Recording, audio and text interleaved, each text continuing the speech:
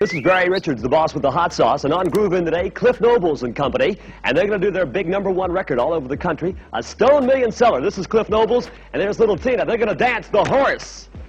Today's video is about a man who was a great entertainer, a skilled dancer, and a terrific vocalist, but had the misfortune of getting credited on a popular track that he had nothing to do with. A blunder that resulted in his climb to popularity. Although it wasn't his fault, he was an impressive vocalist, and if you sit back and watch, you'll see why I call Cliff Nobles the Milli Vanilli of the 1960s. Before we start, let's be sure to leave a like on the video, subscribe to the channel, and push the notification bell to be sure you won't miss on any more uploads. Now without further ado, let's cue that intro.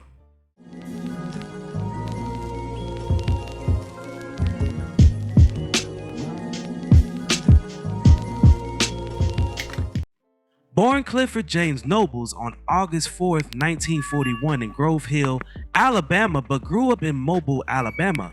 He never exhibited an interest in music until high school when he joined the school choir and began singing lead for a prominent local group named the Delroys. After finishing school, he relocated to Philadelphia in search of fame and money.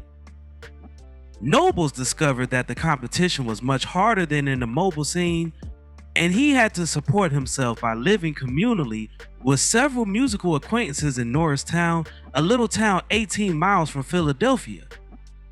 Prior to the transfer, Nobles recorded 3 unsuccessful singles for Atlantic Records.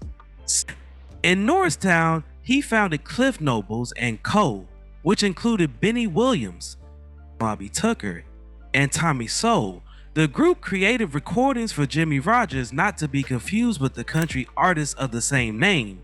Rogers made him accessible to Jesse James, a producer, writer, and vocalist. James had previously noticed something in Nobles' voice when he heard him sing at a nearby church.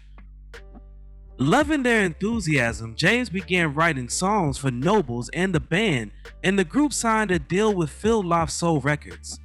The first release bombed. The second featured Love Is Alright.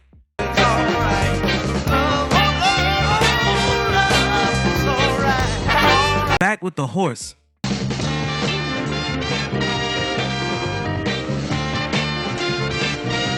The Horse became a huge hit and established Nobles as a legit one-hit wonder. Ironically, The Horse was simply Love Is Alright without Nobles' vocals, as Nobles isn't even featured on The Horse. The entire incident was an accident. DJs continued to play the non-vocal version even though the vocal side was meant to be the one that was plugged. Another instrumental, Grazing in the Grass, by Hugh Masekela, was even more well liked and held the #1 position for 2 weeks, even though the album would have gone to #1. 2 instrumentals were at the top of the charts for the first time in the history of modern pop music during the week of July 29, 1968. Despite the fact that Cliff Nobles did not play an instrument, Phil Lay of Soul shamelessly published 2 additional instrumentals, Horse Fever and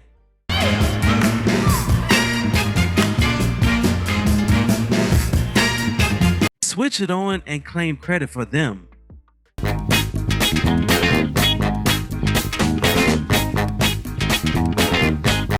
Nobles' voice was utilized on a subsequent Roulette song that almost made it into the R&B Top 40, peaking at number 42. Mostly instrumentals and dance songs such as The Mule,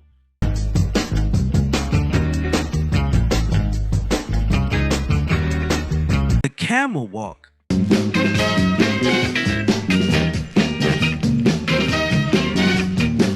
and Judge Baby I'm Back.